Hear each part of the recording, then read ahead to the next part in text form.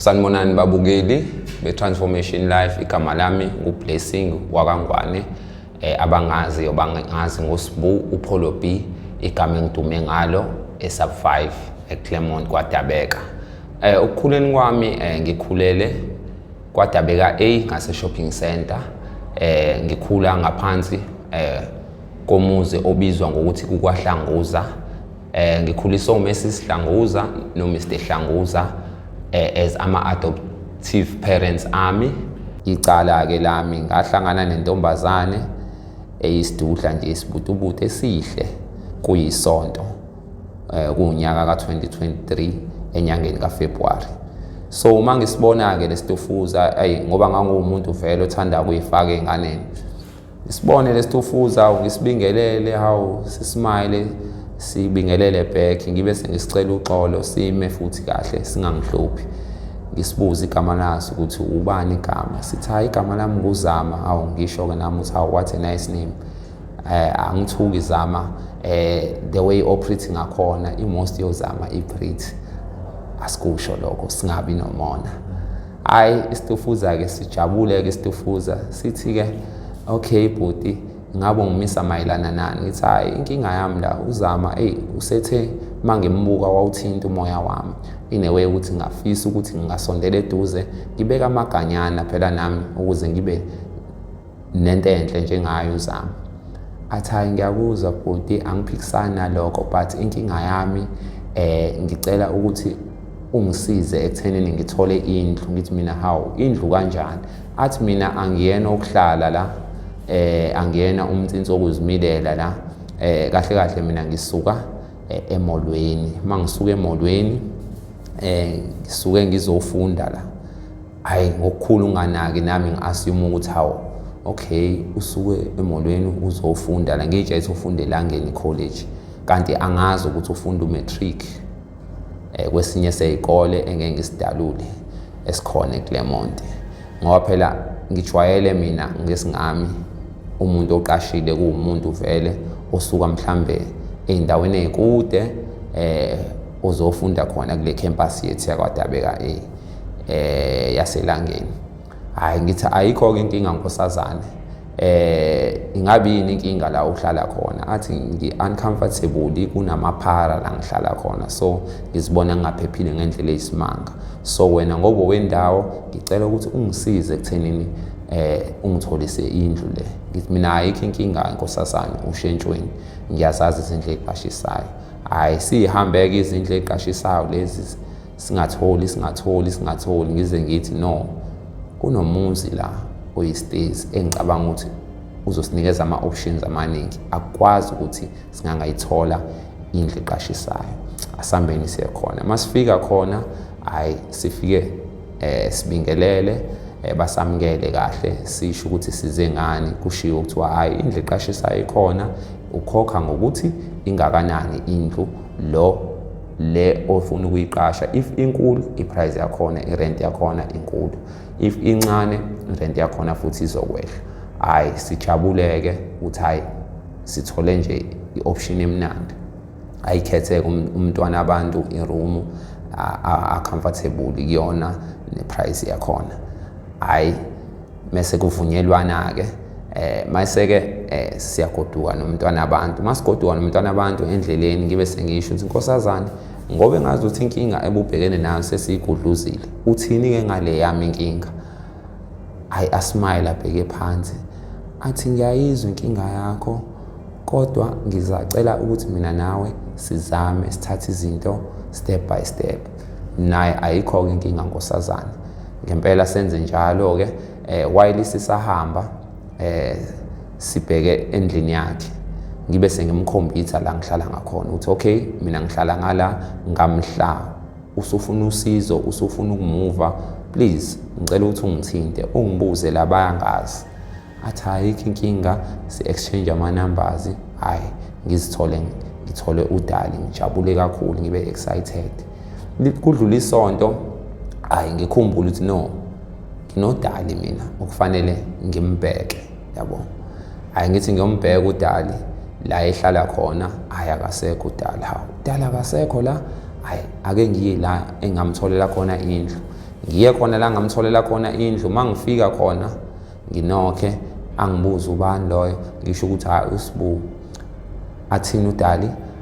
Athi ngiyeza. Avule umnyango umbona nje ukuthi ukhathele kadelele nje akekho right esimene right. Ngimbingeleleke mina ngibe sengimhaga ngimqabuze. Umqabuzeni wami ngithola ukuthi hayi engazi ukuthi uncomfortable uDali. Dali kwenze njani? Ngiyakufila ekuthenini mawungikhisa awurespondi ngendlela ekhombisa ukuthi ucomfortable ngengikwenzayo. Athi mfethu ukuthi nje kuningi makwenze njani. Athi konke fanele sikhulume mina nawe. Ngibe sengiqala ke manje ngibone ngazi ukuthi ku serious. Ngithi Dali I'm yours. Ngikunikezile indlebe, talk to me. Athi yena ngifisa ukwazisa ukuthi mina nginomuntu wami. Hawu yaqala ke inkinga. Usunomuntu kanjani manje ngoba phela wena uzange ungitshene ngomuntu wakhe ekuqaleni. Manje sekuza kanjani ukuthi wena nomuntu? Athi ngangeke ngikutshene ekuqaleni because uzophoxeka. Ngithi mina nako nje namanje akushintshela ukuthi ngiyaphoxeka futhi ngiyamangala kakhulu. Athi nje sikhuluma nje umuntu wami uyeza la, so ngicela ukuthi wena mina nawe sihlukane. Ngithi mina angeke ngikwazi ukwenza lokho ngoba phela wena usudlala ngami ke manje ngoba uthe wena mase ngikutholele indlu sizobe sesikhuluma indaba yethu siyiqondise nebala ngakwenza lokho sayiqondisa indaba yethu. Awukhamuke manje ukuthi indaba yethu siyatshela. Athi hayi mfethu phela ngiyakutshela lana, so wena try by all means to understand the story sami. Futhi ke anginaso ke isikhathi esanele uzoza aqhamuke lo muntu axabane nami. Ngithi mina exabane nawe kephi la kulendlo itholelwe yimina. Athi yena akunandaba phela wawungisiza phela njengogeli owaye vulnerable engenayo indawo yokuhlala right. Ngithi mina hayi angizwa kahle lento. Mase athi mfethu angifuni lo ngikhuluma kakhulu, ngisacela ukuthi ungihambele la because into ezokwenzeka ngizosho ukuthi wena ngizosuke ngimemeze ngisho ukuthi wena uzama ungidlwengula. Ngithi mina hayi ke go ahead, kodwa uze wazi ukuthi mangingashawa ngibulawe la estendeni abakithi bazothola ngawe, yabo, ukuthi umonakalo osuwenzile esayidini lami ungakanani. Athi ngicela ungihambele mfethu singalo sikhuluma lento. Ngicela ukuthi konke ngichazelile manje wanele manje uyitholile yonke uhlobo le-information oyidingayo. Ila khona engaqala khona ke ukuba furious, ngibe sengumuntu onenkani, ngasho ngathi angihambi ke la. Into engizoyenza ngifuna ukuthi afike lo mbhemu wakho ngimtshele ukuthi wena how unfaithful you are. Kumina ubukeka njengomuntu othembekile, sekuyabe manje usukhombisa ukuthi wena awuthembekile kangakanani. So ngimlindile lo muntu wakho because nganginako lokho emqondweni ukuthi ngenzeka ukuthi nje ungikhandela istory ekuthenini mina ngiphenike ngimshiye. Kodwa ke mase sengithatha ukubhekisisa kahle kwakufanele ngenze njalo. Mina nga-insista ke ngathi hayi angiyindawo la. Ngifuna ukuthi lo mbhemu wakho afike ngimchazele ngawo ukuthi wena uyasibhanqa, wena awuthembekile kangakanani. Angiyindawo. Ngithe mangisuka lapho ngadonsa isihlalo ngahlala phansi. Mangidonsa isihlalo ngihlale phansi athi hamba la. Ngithi angihambi. Athe makusuka lapho angibambe ngobhongwane azama ukungikinya, azama ukungibamba amasene. Private party yami, sorry guys. Ngalokho makuzwakale kambi. Angibambe angisonte wona ngizama ukumphusha, yes, awashuke. Sisendlini ngaphakathi. Ngibona ukuthi hayibo la ngizoba nenkinga la. Ngizame ukuthi ngimphushe ngoba phela nginamandla adlulakhe, ngimphushe ayosakazeka lapha ya. Ngimbuze ngithi wenzani manje? Athi ngiyakutshena nje ngithi hamba la, awufuni ukuhamba. Into ezoyenza ngizohamba ngiyotshena uMastand, ngiyomtshena babukhumalo njengamanje. Athi mephuma ngizama ukumbamba. Angizama ukumbamba adlubulundele, agijima endlini kaMastand. Babukhumalo kwakumnyama ke lapho. Akayitholanga iresponse ekhama wababukhumalo. Ngize mina ngifike kena ngimbambe ngesandla ngithi hey wena uyibona into ozoyenza la, uzokhoza isine engenasidingo ngofebe bakho. Mina ngilinde lo muntu ukuthi afike la ngimtshene ukuthi wena how unfaithful you are, yabo. Asibuyele endlini futhi ngimdonsa reckless nami faka endlini. hlale phansi ngithi hey wena uzongibulalisa nabantu angiyindawo mina ngimile la kutheni ngilinde lo muntu wakho lo othi wena ukhona athi manje mina ngenze njani ngiyakutshela nje ukuthi angisakuthandi noma kuthiwa usangithandi kodwa mina ngilinde lo muntu ngime kulelo gama yabo athi mayisuka lapho ehlenyuka la umbone ukuthi uyacabanga impela uthukile futhi because ngicabanga ukuthi into yamdala ukuthi athuke bengimdonsa kambi sinami sengiqala ukumsabisa ngiyamtshela ukuthi yabona wena if ungafuni ukucooperate uzozungidine manje sizoxabana manje uzobona ulaka lami uthe makusuka lapho shuthi nginganakile agxumele eminyango avula umnyango aphume ayobiza abani umakhelwane wakhe isicaphe so next door okwakuthiwa senzekile anokhi menokha lapho baqhamuka senzekile eqhamuka nomfana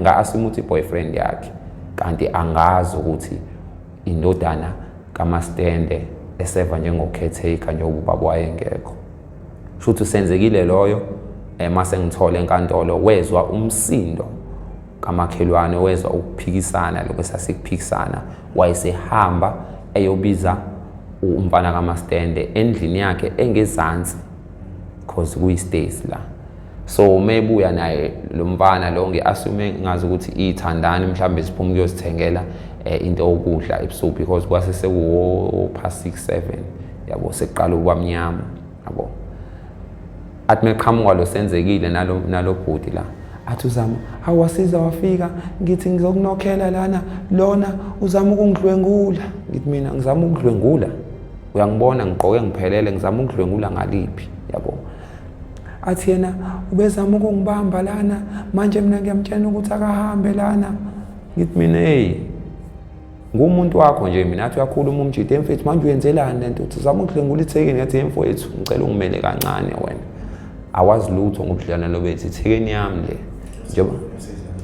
njengoba ithekeni kuyithekeni yami le ngicela ungayingeni indaba zethu yabo athi lo mfethu ngeke ngayindingeni indaba zenu wena uzama ukuhlukumeza intombazane la ngoba naku ipowerless azame lo mfethu ukujijela isibhakela ngicwile mangicwila isibhakela siphume phezulu ngibe sengicabanga ukuthi no mangilwa nalo mfowethu le kuzoze kuphuma abantu bangabuze la ngeni ukuthi kwenzakalani ngoba bazothola isitori sokuthi mina ngizama ukudlwengula ngibe sengibaleka mangibaleka ngishiye ijacket yami nefone eyaseva njenge-evidence yokuthi mina bengilaphaya kwaphela isonto makuphela isonto ijacket yami nefone akukho kumina ngizidele ngibuyele emuva mangibuyele emuva ngifice sewukhona ubaba wakhona lapha ubaba wakhona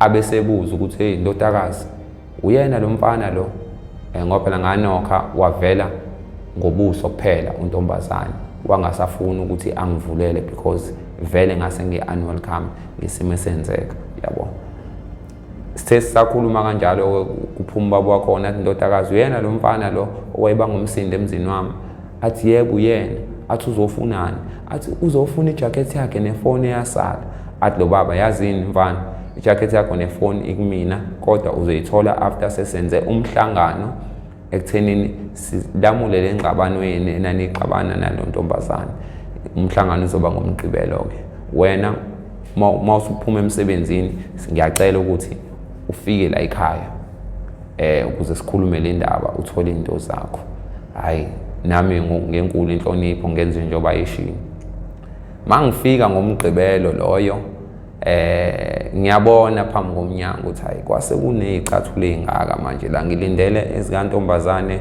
nezingababa wala ekhaya because akuwona umuzi engathi uphithizela abantu nama-family members amaningi cha ubaba indodana phela so indodana ihlalela kwenye indlu yayo yabo ngiyabona ukuthi hayi sekunama-pair u-3 already shuthe lami LS4 makuthiwa ngizosikhumula icathulo nginokhe manginokha ngingena ngaphakathi ngibona umama ngibuka le ntombazane ngibuka lo baba ngiyabona ukuthi umama nalo ntombazane bayafana in such a way ukuthi ungaba uma wayo le ntombazane ngempela kwabanjalo ubaba uKhumalo wayese engi-introduce mina ukuthi ma ungadinwa lo umfana owesigameko kanje yabo ngimbizile ukuthi sikhulumeni lento ngoba selithanda udaba ukuthi libe likhulu kakhulu, selithanda ukuthi liphume nasesandleni futhi njengoba seniphuma ngisho emaphoyiseni. Kungithuseka lokuthi sekuphunywa ngisho emaphoyiseni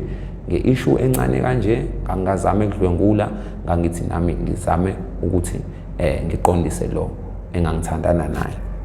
Ayisho kumama ukuthi ya mfana awungichazele kahle kwenzakalani, ngimlandise ngestory ukuthi kwenze u1 no2 no3 no4 no5.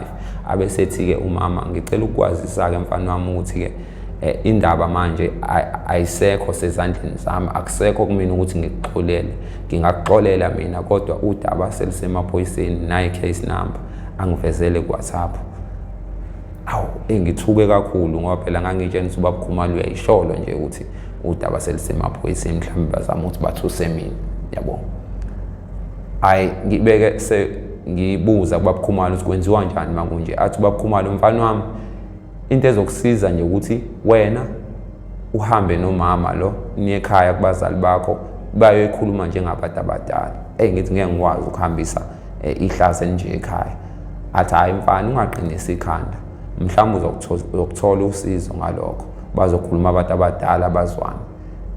Nayi kulungileke sivalelise kubaba Khumalo sambeni-ke masifika ekhaya ngimxhumanise no-anti yakhulume naye abuze ukuthi ngiyenze kanjani mina lento. Ngisho ukuthi angiyenzanga mina lento anti. Athi nayo anti ngiyazi mfana bhuti unazi intombi awukaze usolakala entweni kanje, buyiphatha kahle intombi zakho kuze kube ukuthi niyahlukana, yabo.